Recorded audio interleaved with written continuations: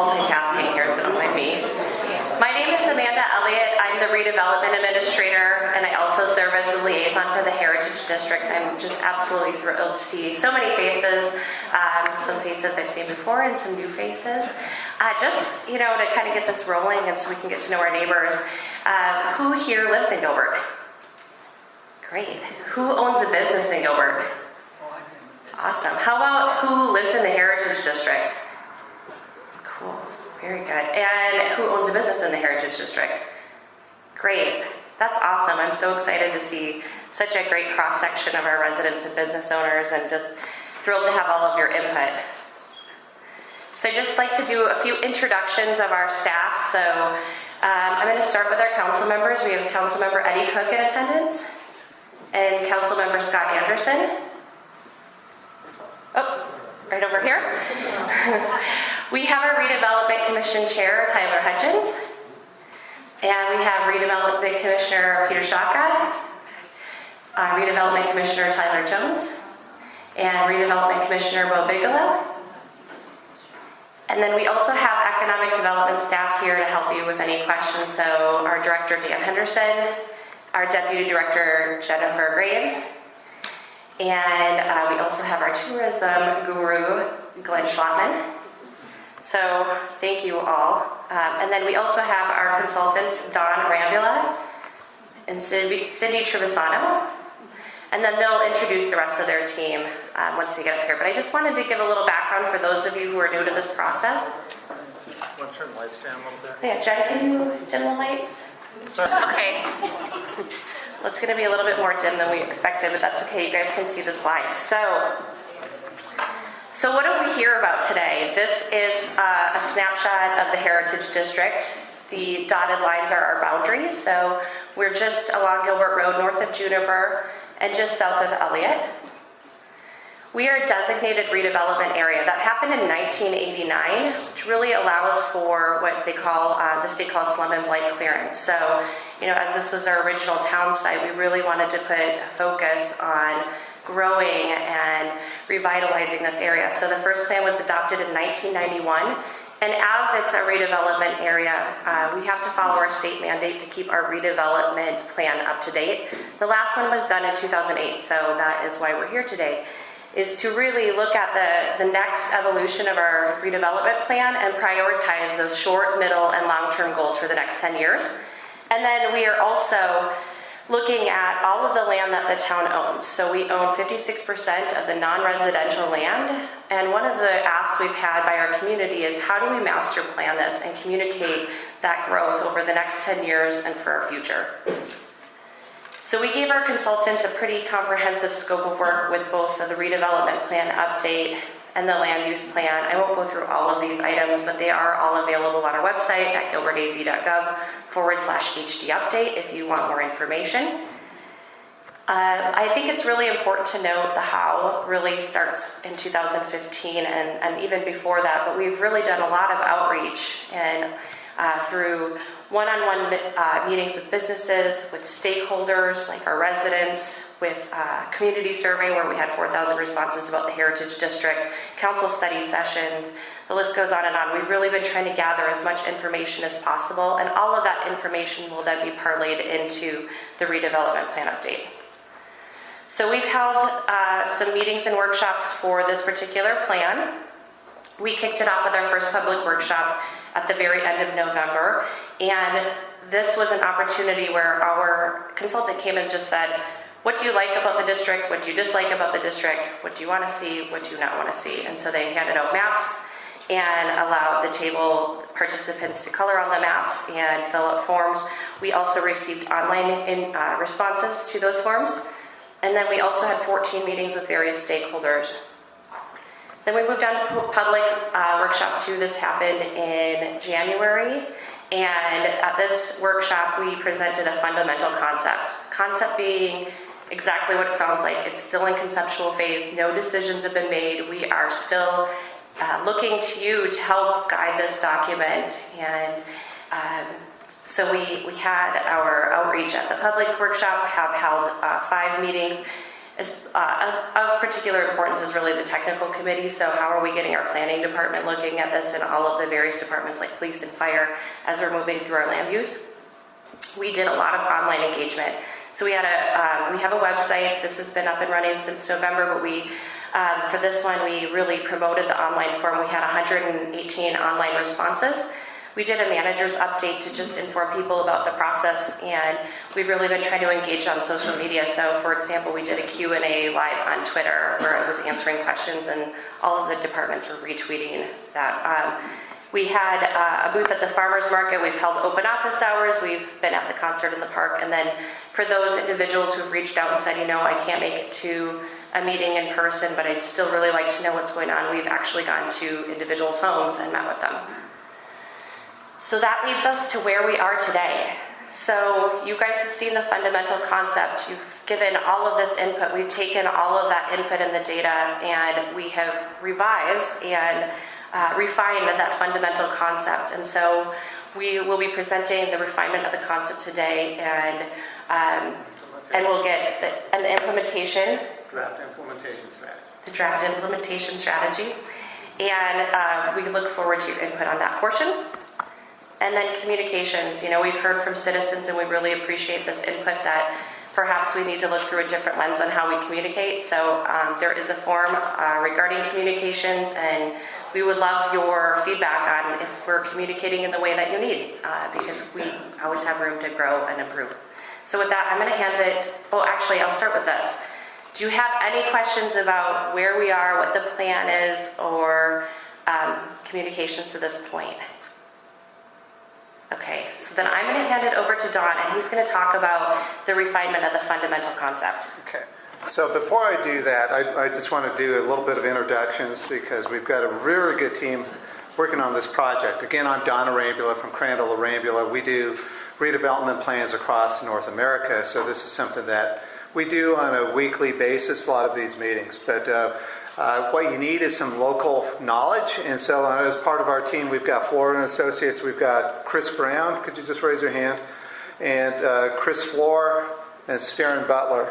And then really the brains in my team is Cindy Trevisono, and she's really the one that makes it go. So how many people know Agritopia or who have been to Joe's? Florida Associates were the guys who did that. So they have an understanding of the local piece. So we're not trying to bring something in from somewhere else. This really needs to work for your community. All right, so we got a workshop. How many people have been to a previous workshop? I see a lot of people I know. So who hasn't been? So for those who have been to this, bear with me a little bit because we need to backtrack and get those people who haven't been here a little bit of time to get up to date. So here's our workshop.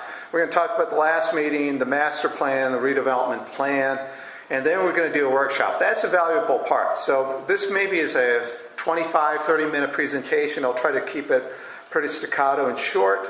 But the real value is your input. So we've got response sheets on the table. I want you to fill those out. I typically say you would lock the doors and you can't get out unless you write one of these out. But we've got an online form too as well. So if somebody couldn't make it tonight, make sure that you look for the presentation. It'll be online, and there'll be ability to respond to this as well. Okay, so that's that. So last meeting, January 30th, we looked at, as Amanda said, the fundamental concepts, and we had a pretty good turnout, 70 people. That's really great. And we've also had a series of those committee meetings. And so we asked people about this concept, the fundamental concepts. What are the essential public amenities? You see those listed on the right. And then what do those entail?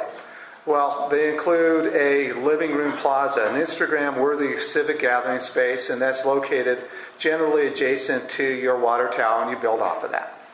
We're talking about a commons. So this is on the, if you're aware of the community has a request for qualifications out right now. And this defines that area for a location of nightlife activity for the area north of Canal, just up here up to Juniper. We also talked about a neighborhood park. There's not a park today that's east of Gilbert in the Heritage District. We talked about a way to move through the district, walking and biking as a parallel route to Gilbert Road. So it had these sort of characteristics. We talked about providing better access through the district, and so we suggested what we call the Vaughn ventilator. And that was a connection, a 2-lane road that connects from Gilbert to Neely. And then we also talked about 3 key redevelopment areas: a north anchor, a district core, and a south anchor. So here is the concept, and this is just a vision, and there's a request for qualifications out today. And so this is just intended to give the developers an intent of what the flavor and the characteristics based on your current HVC, and also this idea about an open space. As this goes forward, you'll have plenty of time as a community to provide input on that developer proposal for this site. So just keep that in mind. This isn't set in stone. It's a concept at this point. Likewise, we've got a concept for development around the plaza, that living room, that Instagram moment for your community. And so it looks something like this. And then we also talked about what happens along Vaughn as it continues to the west and then connects to Neely. So it is really, in the sense, is that becomes your second Main Street, if you will. And then what happens down at the south anchor and the kind of uses that we anticipate there, an anchor and a parking reserve. So that made up the fundamental concept. And we had the response sheet, and anybody venture a guess how this turned out? And we've got the answer for you. So here's the summaries. And I'll leave this up for a bit, and you can take a look at it. But I would say we've got a mandate to move forward on these with some revisions. So the north anchor did well, the district core, the south anchor, the commons, the Vaughn ventilator, and also the plaza and the paseo. So you see some no's, and then you also see some others. So we took written comments, and you gave us a lot of good feedback to say, how could you make this even better? So what we've tried to do is come back and really address those comments to make sure that you're getting what you want for this Heritage District. So what are those plan refinements? So let's go through these one at a time. You see them summarized here. There's 5 really big ideas that we need to think about. So let's start with the Vaughn ventilator. And so the idea here was really is to connect and provide access through the district, because Gilbert Road is largely at capacity today. We're going to add some more to development, and the intent is not to impact any of the existing neighborhoods. What we do know that unintentionally there are some concerns, and those happen to be with the Neely Academy. And we agree with these concerns, and they need to be addressed. So we're adding traffic to largely a backwater on Neely today. It's designed for a major roadway, very big, way too big for what the capacity of the traffic is on it today. But we're suggesting this, what we're calling a traffic calming along the school, and then we want to suggest low speed limits. And we want to design the roadway for the amount of traffic that we want on it. We want to right size it. We don't want to build it too big to induce more traffic through here than we want. So today we've got our traffic projections for about 4,500 trips a day. For comparison, in 2020, Gilbert Road will have about 40,000. So it's about a tenth of the amount of traffic on Gilbert. So it's not a major roadway. So what can we do on that road to make sure that children are safe? Because what we say is a good district is designed first and foremost for the pedestrian and designed for kids who are 8 and people who are 80. So if you can design for these groups, you're going to be successful. So we'd like to see these sort of things. Low speeds, and if we get some speeding, we'll get humps. You can see the direction. And then there would be some ways of making sure children can get to the school safely. And you've got some of these kind of ideas already developed near Gilbert Elementary. There may be other better ways of doing it, in fact. So in terms of the speed limit, keep in mind today, you've done a really good thing on Gilbert Road today. It's assigned for 25. The problem with Gilbert Road, though, it's designed for 45. And so what we were really concerned about is this graphic you see on the left. So there's a movement across the country that's called Vision Zero. And so the idea is for communities to have no deaths due to traffic collisions. And what that study has come up with is that as you lower the speed, your chance of surviving if you're hit by a car increases tenfold or more. So you can see if you're going, traveling 40 miles per hour and you get hit, you're not going to live. But if you're going 20 miles an hour, your chances of survival are far larger. So what we're suggesting on this roadway, it's 20 miles per hour maximum. And to do that, you need to not only, as I said, have a speed limit, but you need to design that roadway so that you can't go any faster than that. So here's the concept. So again, it connects from your existing Vaughan. It hugs the edge of the current Union Pacific right-of-way. It doesn't cross it. And then it connects up to Neely. The reason we don't want to cross it because it's very difficult to negotiate with the Union Pacific. And their tendency is to take crossings away, not add them. So that's really one of the basis of the concepts. So there's some other things that we need to keep in mind as well. So today, the town has a funded ped bike overpass that is at 15% design and will be built. And so the question is, how do you accommodate that and don't preclude the ability to get this new roadway through? So what would it look like? So you see that little arrow? We're going to take a view of that at its section. So looking towards the northwest, you see that red dash line. That's the project limit lines. So we want to have as little touch as possible into existing development. Fortunately, that we're going to have a little bit of impact on the Neely Traditional Academy and a little bit on the existing multifamily development as well.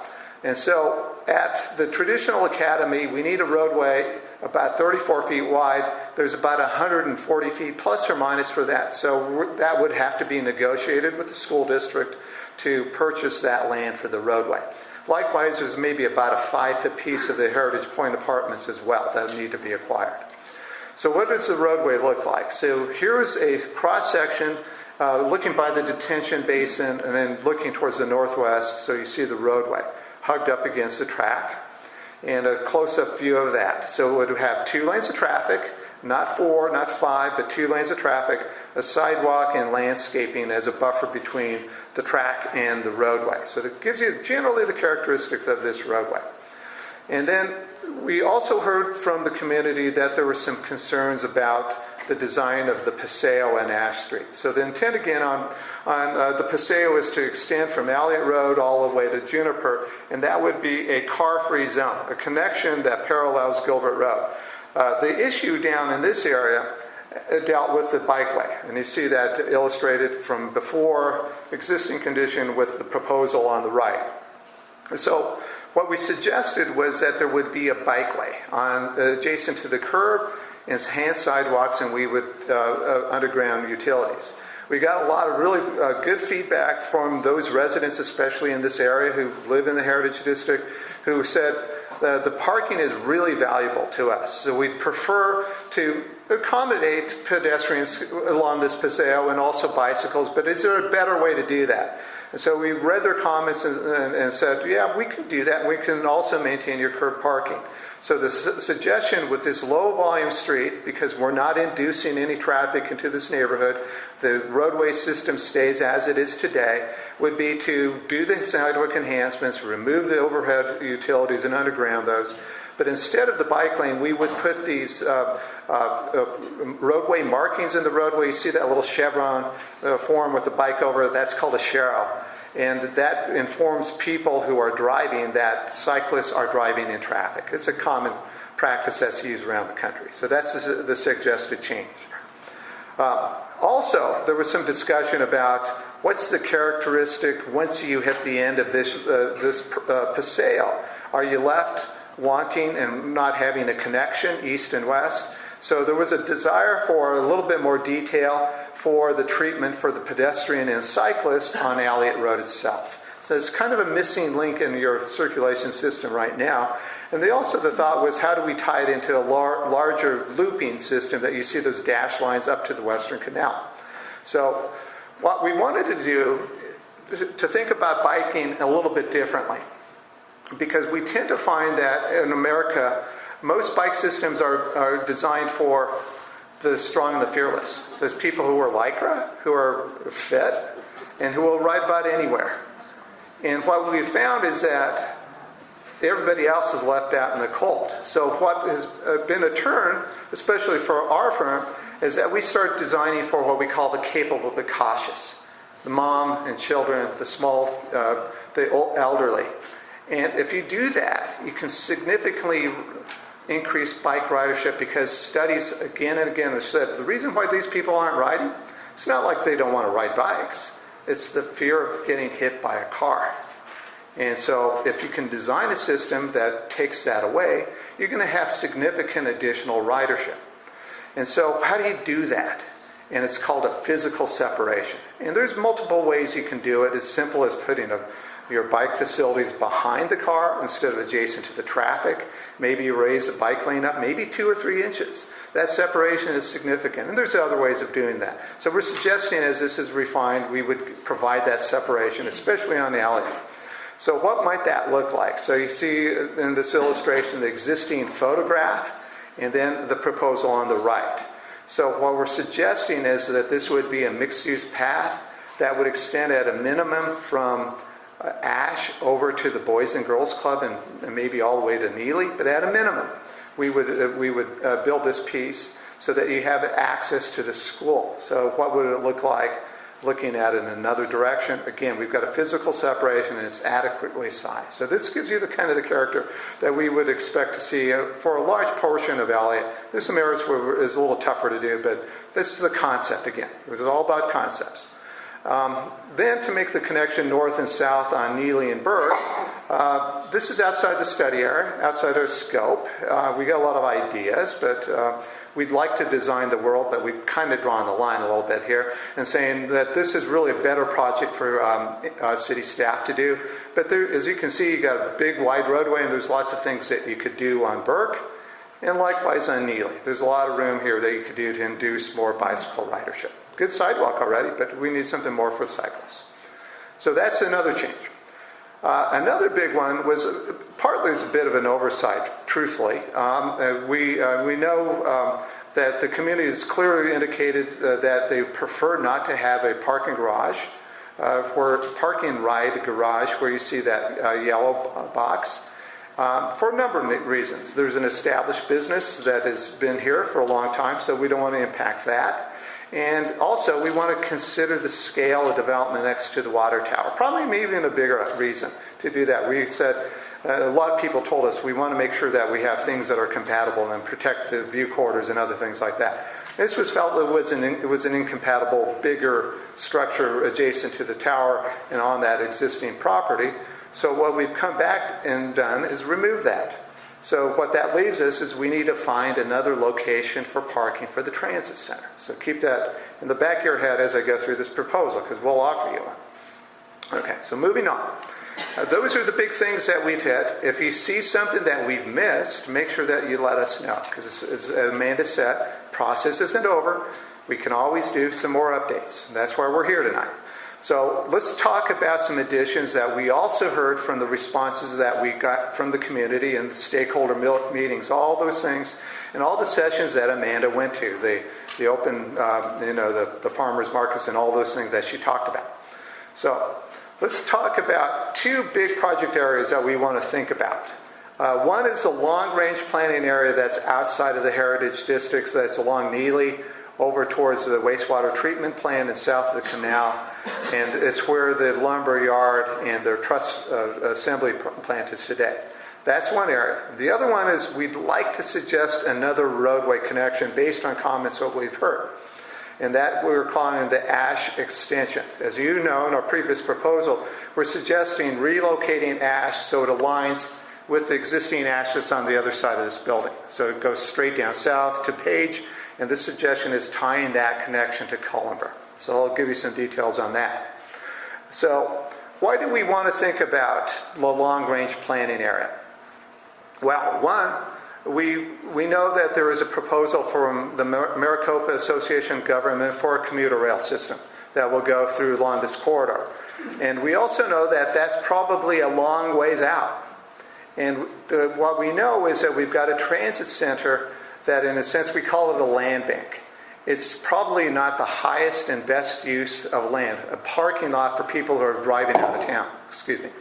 And so what we'd like to suggest is maybe we can locate that somewhere else that works for that 15 to 20 year time frame that the commuter rail will be built, but frees us up to do some more better things in the downtown core. So that's why we want to look at that. And to do that, we also need some access. So we're suggesting a new, what we're calling an access road that goes on the south edge of the canal, right out here. So if you look where this parking lot is, it takes 2 bays of the parking out and connects all the way over to Neely through there. So that would be another way of ventilating the district, get better east-west districts. So these are intended to be long-term projects that don't need to happen short-term. So let's take a couple looks at these. So you see existing, you see the Galbraith lumber and materials yard, largely open, a big piece of land, and the suggestion for a long-term redevelopment of that area. So how does that break down? So if you were to do a land use plan for it and rezone these, what we're suggesting is that there would be a big amenity over here. So if we're going to get a transit center, and also what we're suggesting, multifamily, that this would be a good location. And some have asked us, why multifamily? Do we really have to have multifamily? One, we know that's a very strong market. Our market analysis tells us it's the strongest market in Gilbert for the next 10 years. And so that gives us a really good reserve. Why not office? Well, that's not a good office site because it's out back and behind. And what office developers typically want better address. They want to be at 100 Broadway. They don't want to be off in the backwater. And so why not a retail? And same reason. You need to have a degree of drive-by traffic. And as we've talked about, we don't want to induce too much traffic into this area. So multifamily works really well in this area. So that's why it's being suggested for this area. And then you see the area that we're identifying for the transit center. So we need enough area for a parking garage and a building and an access road. So first of all, let's talk about the roadway that I talked about. So connecting from Ash, just over here, and then connecting over to Neely on the south side of the canal. And so we've run some traffic generation numbers, and you can see it's not a real busy road either. So we don't need 5-6 lanes to make that connection. It's about 3,000. So think of these roads as they're local only routes. It's like you're knowledgeable and you say, hey, Gilbert Road is really busy today. I'm going to come over here through this roadway. So it's not a primary route. It's a local street, as we would call it. And so what it would look like. So again, we can't cross that grade over the track, so we can go under it. And so this is designed for people who are handicapped, so it's very, if you're in a wheelchair, you can make your way down through this. Gentle grade, about 5% maximum, and then you go under it, a light and airy underpass, and you see some retaining walls of the character. And we've also considered how you would design this overpass, so that doesn't preclude that from happening. And in fact, it's the other way around. We want to design the overpass so that this doesn't get precluded as well. And you see the long-term park that would be on in the background as well. And so what does that look like in the other direction? So you can see if you had a commuter train, it goes over the top. And then you have this wide, gracious opening heights so that you can accommodate big vehicles as well. So it's like 22 feet high. And then the retaining walls and the characteristics of that. And most importantly, this bike ped connection. Because truthfully, over time, that's going to be the preferred route to get to the east and west. So in terms of interim use, the ped bike overpass will work from day one today. But you might want to think about what that could be repurposed for in the future. Is it kind of, I don't know if you've heard of, like in New York, they got something called the High Line. Is it some other sort of recreation use? I mean, we've got kids hanging out up on the roof of the parking garage today. Is it something else? So keep that in mind. What could happen with that overpass if this becomes the primary route? The Festival Park is this green open space. So what we're suggesting for reminding everybody, the plaza is the day-to-day place for things like farmers market, a concert. But what happens if you have a large event, Gilbert Days event, that you need a big lawn for assembly? And so we're suggesting this is the place for that kind of thing. So what if you had a food truck festival that has been held locally? What if you had an event where maybe somebody wanted to raise a few balloons, hot air balloons? Maybe there's a smaller version of the state fair here.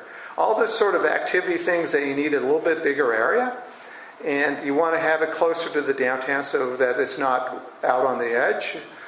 So these is really kind of think about this as a flexible park that is mostly lawn, and maybe on a day-to-day basis is where you have things like youth soccer games, and other events like that. So think about this space being multi-purpose day-to-day and readily available for bigger events. The next piece of this is the transit center. So if you've ever taken a commuter train, it's okay that they're a little hidden because they don't need to be up front and center, because once you drive there, you know where it's at. So we can tuck this back into an elbow. And we want to do that because you see under that 4.3 is a big parking structure. And we need to design this so it's very efficient so that it doesn't get very tall, because it may end up being... my firm designs a lot of transit systems around the country right now, and I'm doing one in the Twin Cities. And the commuter rail station has 1,200 parking spaces in it, in a similar community. So we know these can get pretty big, and we're concerned about the character of Gilbert. And we want to be compatible, and if we get something big, it needs to be out, back, and behind. And so this works well for commuters. And by the way, look at this big parking structure. It's at the end of Vaughan. And if I've got a sky bridge and an elevator, and I provide a forecourt to it, it also serves during off hours, because commuters, people come in at 8, come back at 5, and it's empty in the evening. So if we got a lot of retail activity like we have tonight on Gilbert, where do people park?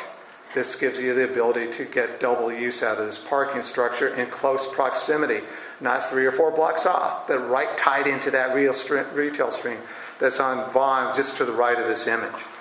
And then there's a transit center that would have some things for people as well. So this is generally the idea here. And we've had some discussions with the engineers for the transit agency who are looking at the long-term vision. And they made some really helpful suggestions about what might be revised for this. And so when we come back in the next meeting, there might be some tweaking of this as well. So give us some input on this. And then moving down to the multifamily development. The suggestion is for this whole area to be rezoned to HBC, which is the mixed-use zoning for the Heritage District.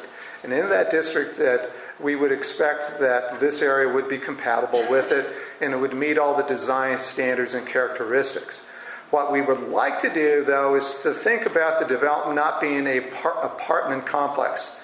I don't want to step on toes, but I don't want to see...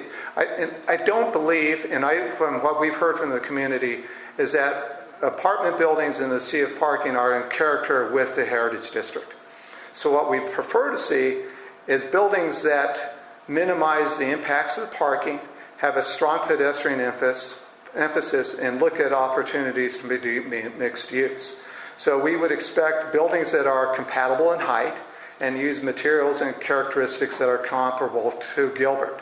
So our next phase is to talk about design guidelines, and we want to have your input to say what is the character for the Heritage District, so that we get buildings that respect the history, but are buildings of our time as well. So you can't literally reinterpret everything. So with that, then what we've then looked at is a development pattern that looks something like that. Moving on. The next piece of this is to look at Ash Street. So it's a bit of a missing link on a north-south parallel route. And this is, frankly, has been explored in previous studies. And so our question has always been, how do you make that extended roadway work with a transit center? And it is really dependent on finding a relocation for the existing park and ride. So if we can get some commitment and an agreement that the transit center should move to the west, that frees up this parcel for a couple things. One, a hotel that you see on the left, where the parking lot is today. And then you see also the opening for a park and ride, so we can get this roadway through it. And the intent, again, is not to cause trouble for the property owners who were impacted by the previous proposal for a parking garage, but really skirt the back edge of it and be within public right-of-way, and a portion of this is actually in the Union Pacific right-of-way as well, because it's very wide through there. So that's generally the project limits. And so what does that look like? So the Ash Street extension would be, what we're suggesting would extend from Page and go to Gilbert, the intersection of Gilbert and Cullimer. So what we prefer is the ability to have a signal here so that I can turn left into it. So our traffic analysis will look at that. There's some complications because we're near the track. And it would be a two-way roadway that would then tie into the realigned ash that we've talked about, travel along the plaza, and connect to the ash street that's just to the back of this building. And so that would connect up to Juniper. And so what this does is it gives you a parallel route. So today we know that Gilbert Road, because of the growth in the region, not necessarily because of the growth in this district, but because you're getting a lot of growth in Chandler and Mesa, Queen Creek, you name the areas to the north and south, that they use this as a regional route. So it's anticipated that trips will be about 40,000 in 2020. So we need to find a way for the local residents within the district and surrounding areas to move through here comfortably as an alternative. And our traffic projection says about 4,000. And so we don't want to make this a Gilbert, the son of Gilbert, and another big road, but we do want to have some ability to access the district with this roadway. And so very much like Vaughan, it's a skinny street as we call it. It's 2 lanes of travel, it's got some parking, and there's a sidewalk, and there will be some adjacent development as a result of moving that park and ride. And you see the characteristic and the separation from the track. So this is what it would look like from looking from the north to the south. The building that we're in right now is in the foreground. The parking garage is on over here is in the foreground as well. But that gives you that connection of a slow 20 mile per hour roadway through the district. The next question is, you propose an underpass, and how does that impact the connection to the neighborhoods to the south? Many people thought that was a really good idea and didn't want to lose that idea. So we've looked at that and said, yeah, we're going to do it. We're going to get another road on it. And then there were fears that is that going to get dark and dank in the kind of place we fear? You know, the kind of dark, shadowy area. And so we've sharpened our pencil a little bit and said, what's an image of what that underpass should look like? And here's an example. This is actually in Australia, in a very similar environment. And the thought here is to try to minimize the crossing distances. So we've got a track and a roadway, but maybe there's a gap in between, and it's shorter. And so we daylight this so it's light and airy. We design it so it's low maintenance, and it's very pedestrian friendly. So this is kind of the characteristic that we want that to have, so that you almost feel like you're never even going underground. And so that's the thought here. So those are the additions that we have. So I'll move quickly here and talk about a summary. So at some point we've got to talk about a build-out, because that's a fundamental component of the redevelopment strategy. So for us to get there, we need to have some agreement on a new updated fundamental concept. So where you see the yellow boxes, those are the areas that we're asking you tonight, are you interested in adding these to the fundamental concept? And that's the long-range planning area where you see that red outline, the real thinner dash line. And then the inclusion of this loop that completes this necklace around the Heritage District. And then an addition of the ash ventilator and a new festival park. Those are the big differences. We keep everything else fundamentally with the refinements that we've identified in the additions. So the build-out, this is what you could get by code. Don't be afraid of these numbers, because there's no guarantee you're going to get this, but we need to test this to look at benefits and impacts from an economic standpoint, from a traffic generation standpoint, and other things like that. So we need to say, what if you built everything out? What would you get? And so this is what we look at. All right. So that's just a snapshot. It's not a definitive number to get too wed to. But it helps inform our analysis. So let's talk about the draft redevelopment plan itself. Because you've got a document, as Amanda said, has been updated over time. And it's got a series of chapters, and you see the headings of the dividers of the chapters that we're working on right now would look like. And so the master plan will be added to this as a new chapter of the redevelopment plan. But before we can hit all these chapters, there's one essential piece that we need to have some input from you all tonight, and that is about implementation. And that chapter is going to a draft idea that we're going to introduce for you, and then we'll have the draft plan for review towards the end of May, and maybe it's in June. We'll see what the timing works out. We've got Memorial Day and things like that right at the end of May. So we'll keep you up to date on when the next meeting is. But that's really going to be about this. The master plan, which is largely focused on transportation and land use. And then what we're going to do is talk about policy. A lot of people have a lot of questions about character, about how you're addressing just basic things like utilities, maintenance, and those things like that. This is where we'll get all that detail. And so we can't really do that unless you land on a master plan. So to do that, we need to talk about implementation. So what we want to do with the implementation is being very strategic about this. So read that. And so you've spent a lot of time with the master plan. We don't want to forget about it. It's not written in stone, but it gives you a vision to weigh proposals from developers against. There are always somebody's going to have a better plan now and then, and you want to consider that and take it if it's better. But at least you've got the master plan to weigh proposals against. And so the implementation strategy has three things: catalyst projects, key projects, and schedule.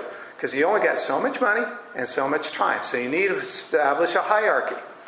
And so with that, you've got this whole list of things. And often people just say, here it is, go at it. And so what we want to do is be a little bit more informed about that and give you some idea about how to phase this. So what is more important, and how do you decide which project should happen first? And maybe some should happen at the same time. So what we found through our practice working around North America is defined in this book called The American Cities by a guy named Alexander Garvin.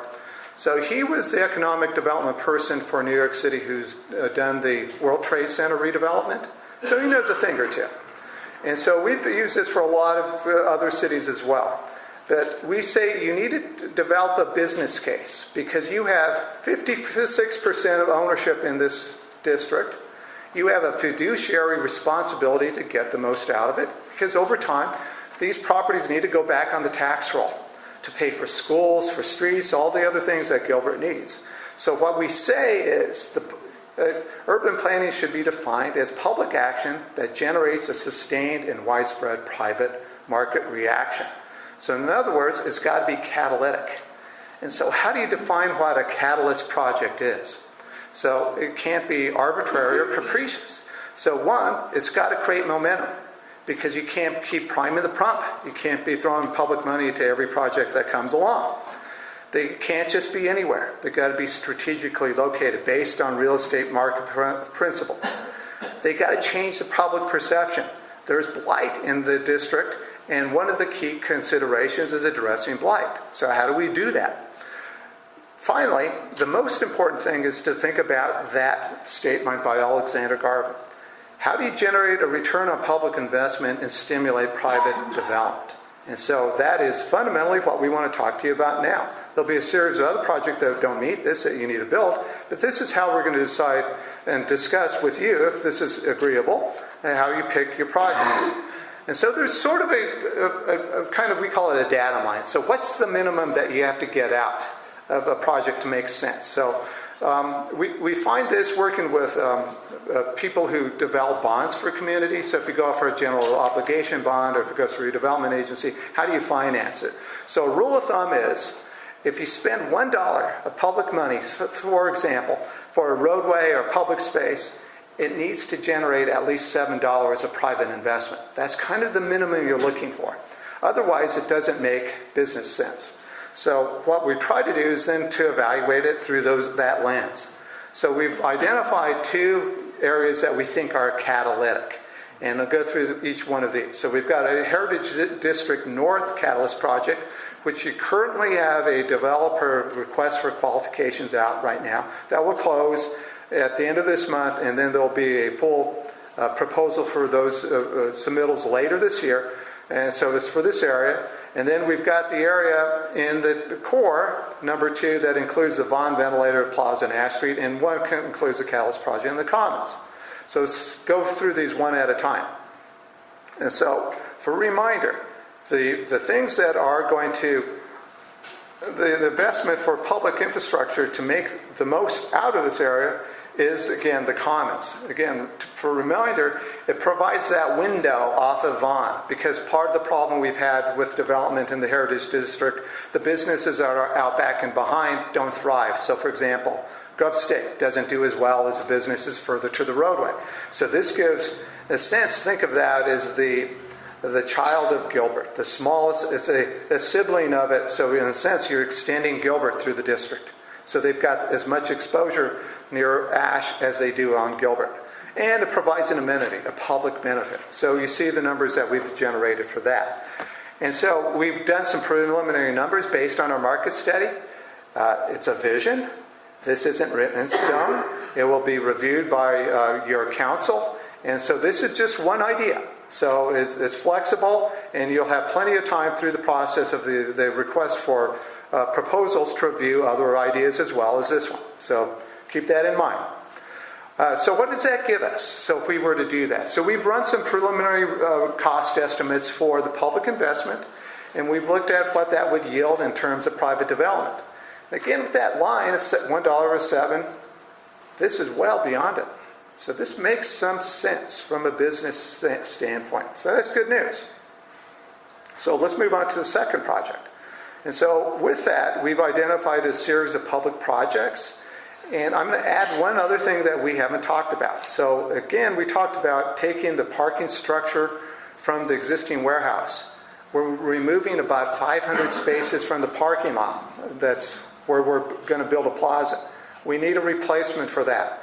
So what we're suggesting is to build one level of parking below the plaza.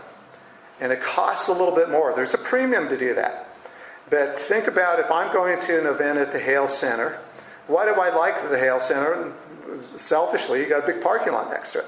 What we're trying to do is make sure that we have all those existing uses like Hale Centers or Joe's or any of the businesses that are already using that parking lot have that same proximity. So we're suggesting that that goes under the plaza.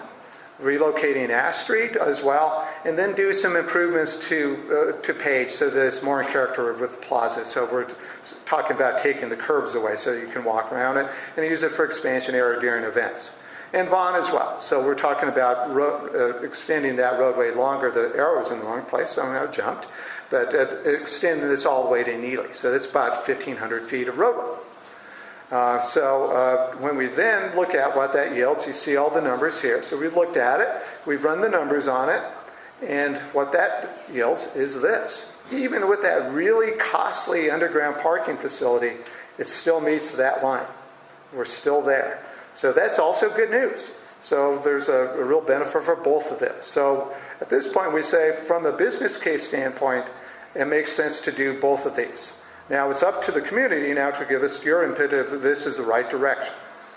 So when will these occur? So we want to respond to a 10-year time frame. That's really has been described as a key component of our work scope, and it's the right one for a redevelopment plan.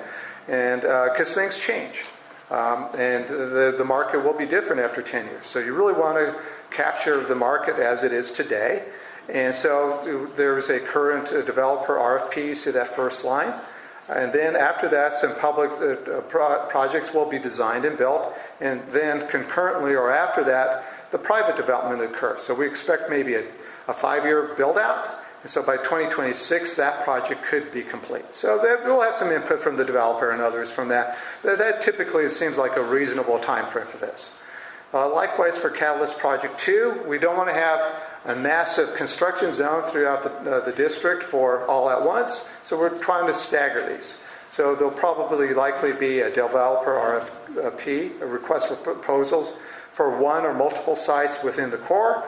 Public infrastructure will have to be designed like plazas and paseos and underpasses if that's what's in it. And then those private projects will be built over time as well.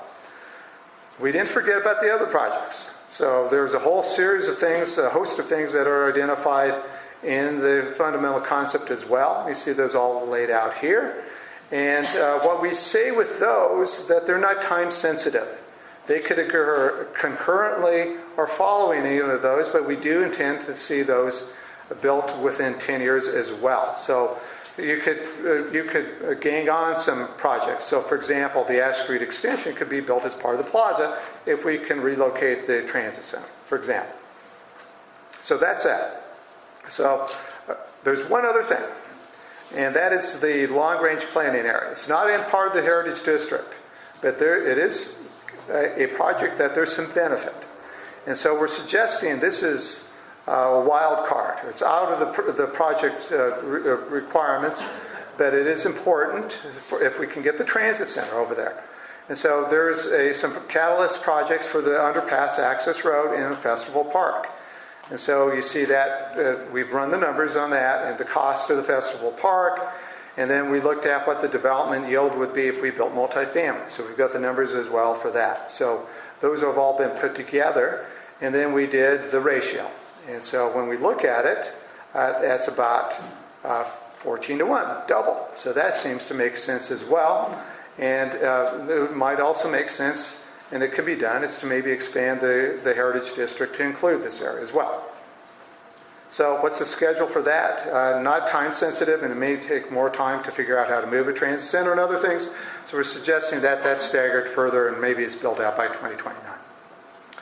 So that's a long presentation. I appreciate you guys hanging in there. A lot to kind of digest. And we've got a response sheet. And so I'm going to have you guys fill these out after we answer some questions. And Amanda can answer some as well. So for the response sheet question about the fundamental concept, like before, do you agree with the updates and changes to the fundamental concept? Yes, no, or other. And there's room for comments. And the new question is, do you agree or do you support the ideas for the implementation of the Catalyst project? Yes, no, or other as well. So those are the two things. So we're open for clarifications. And Amanda, if you've got anything else you want to add too. Okay. We only have one mic, so I'm just going to repeat the questions as they come in so everybody can hear them. So, Julie. So I'm unable to answer any of these questions because what we were not told is what are the taxpayers paying for. I understand taxpayers would pay for proposed roads and parks. But what else is it of this plan are the taxpayers going to pay for or potentially may pay for? Okay, so to Julie's question, she asked, she stated it was difficult to make a determination on these projects because it's not clear what the taxpayers are paying for at this time. In addition to those. In addition to these. So I'll have Don answer that question. Yeah. So there's a couple things that I think that are important to think about, and that would be if we move the transit center, that was bought with federal money. So there may be a land acquisition cost as well to get that 4 acres for the transit center. That hasn't been clarified. We don't know. So that's one that could be. And there might be some small acquisition of land from the Union Pacific as well. And also we'd need to buy some land from the school district to get the Vaughn ventilator. So those are 3 really obvious ones. And as you develop and come up with some of the ideas for the redevelopment plan, there may be some additional things that surface out of that in terms of maintenance, about utilities and other things like that we don't have a clear picture of. But there clearly will be some more things as well. And when we come back in the end of May or June, we'll identify those for you and have a little bit more clarity. It's a good question to ask. Yes? Along the same line as the question that was just asked, I noticed that one of the sections in the redevelopment plan is funding. Yeah. I don't know if that had been in the redevelopment plan before. The question was identified in the slides that there's a section on funding. Yes, it is in the existing redevelopment plan, and that will be something that we will identify what are possible funding sources and vehicles for. In addition to the redevelopment plan, what are the other sources of money that you could build some of these for? So it can be often, as we call it, as a Christmas tree. You look for as many sources as you can. Can I? Yeah. Yeah. One of the if you go out to the website, you'll see all of the requirements. But one of the questions we asked our consultants was, what kind of creative funding sources are there? So, how can we put these projects into play where they're not all on the taxpayers' back. So how can we, work with our developers to help with portions of these projects? And then because we are a redevelopment area, there's a lot of tools that we haven't utilized to date that could be really beneficial in helping encourage these projects. So for example, some of these infrastructure projects, there might be what's called a public-private partnership, and it might be in the benefit for the developer actually to pay for them. So for example, I worked in one other project where the developer actually built a $15 million plaza because it was in their benefit, and then over time they'll get paid back some of that. But it was an upfront cost they wanted immediately.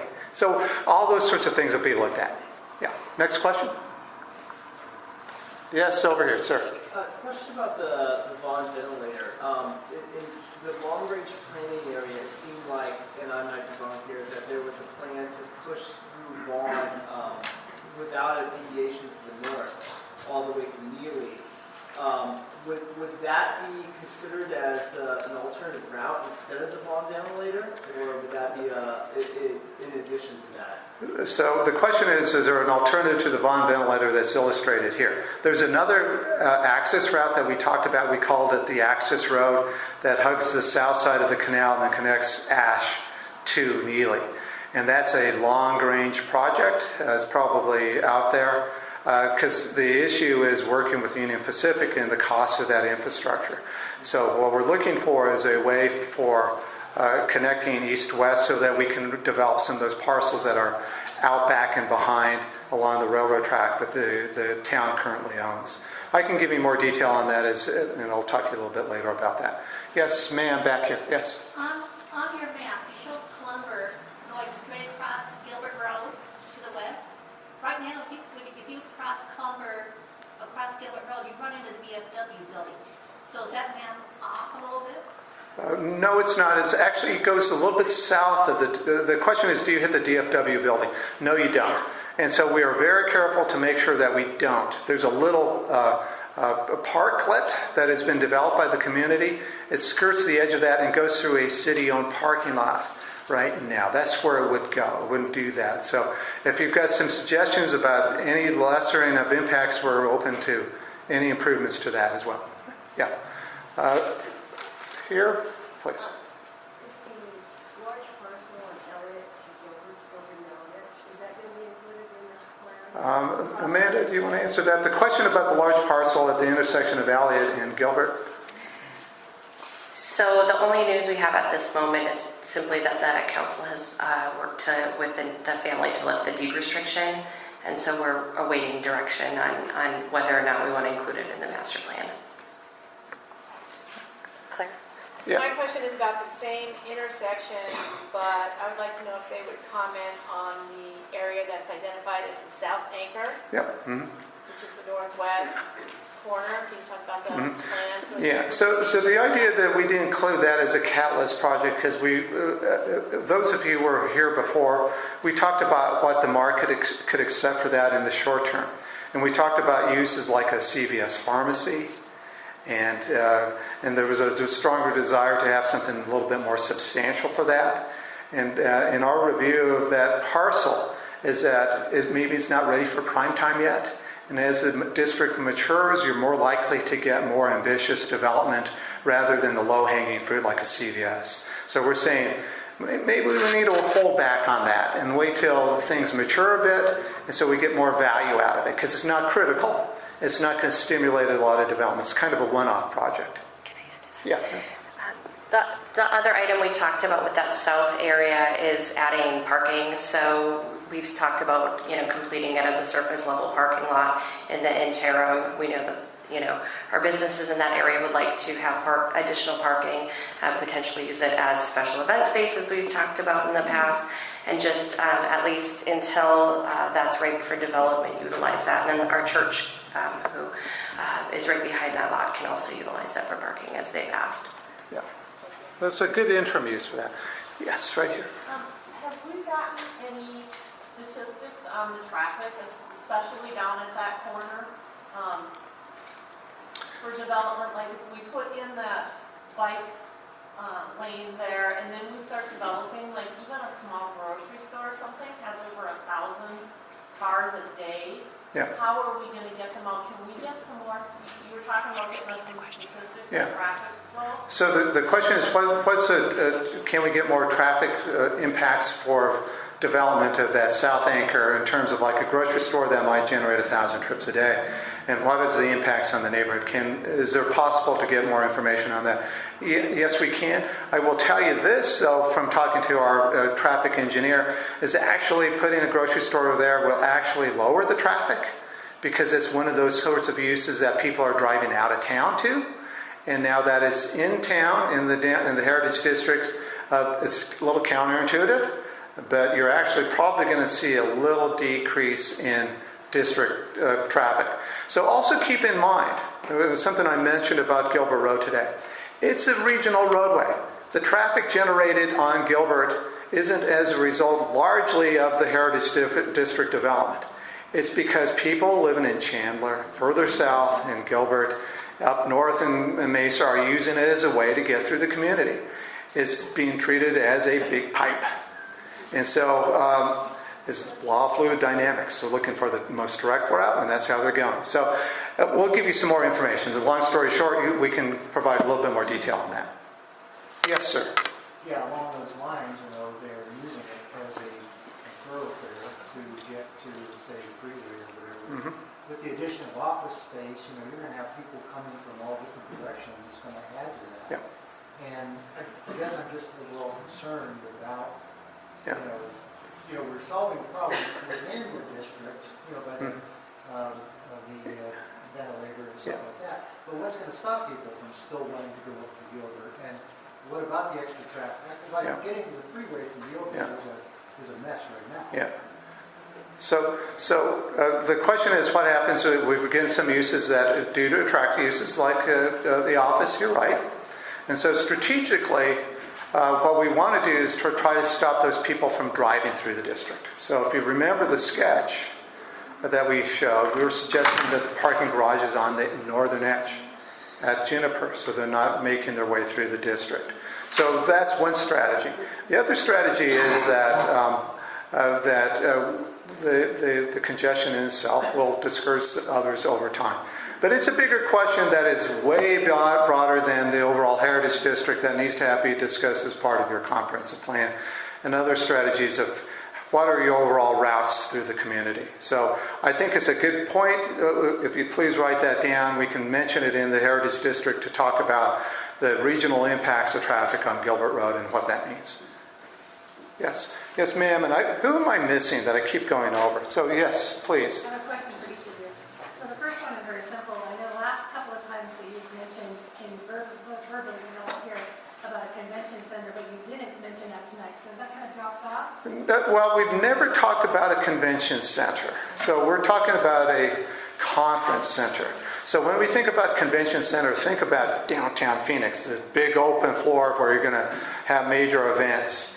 It's a conference center. So think about it in terms of if I've got a church and I want to have a regional get-together of ecumenical ministries, for example, that's what it's scaled for.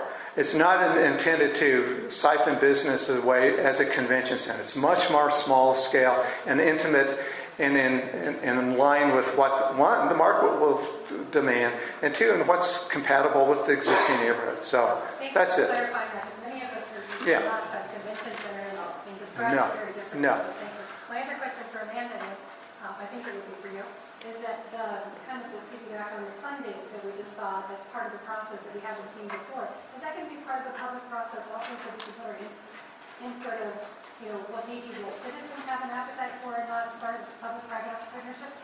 I think so. Yeah, I mean, you can jump in on that too. I would Sure. The funding is, one, we're going to talk about it in the redevelopment plan. But you have many other times to chime in as these projects come on board. So the great thing about the Heritage District is that you own it. You own 56% of it, is right? Of the district. So unlike a lot of parts of towns where it's privately owned and you have no voice in that, you do here. So as you get developer requests for proposals, they'll have to present it to council. There are many other venues that you can chime in on financing of how these projects are done. So that's one way. Amanda? Yeah, and I think, from my vantage point, the idea is that we have an option. So we've asked them to list out and research for us what are our options so that we can actively take those back to council and to the community and say what makes most sense for each project, because it may be very specific to each development as it comes up. But this at least gives us, a more comprehensive toolbox that we can use. Yeah. It gives you something to measure things against. Yes. Did that answer? Yeah, so who haven't I asked? We'll go here and then you, okay? Yes, ma'am, go. Did you say that this is all online right now? The question is this online? Not yet, but it will be. Okay. So The first meeting is online. Yes, it is. Second meeting as well. This one. Number 2, I live in Gilbert, and I avoid Gilbert Road at all costs. So Thank you. I'm concerned about the traffic. Yeah. I mean, that's, Okay. I don't come down Gilbert Road, and I live not too far from here. So Okay. I am very concerned about the traffic. Yeah. I would say let's deal with the traffic before we start piling on more business. So I think that's a larger discussion for the city of Gilbert on traffic and all your arterials, whether it's Elliott and other places like that. So it's just something to keep in mind. It is an issue in the Heritage District, but it's probably East Valley wide, frankly.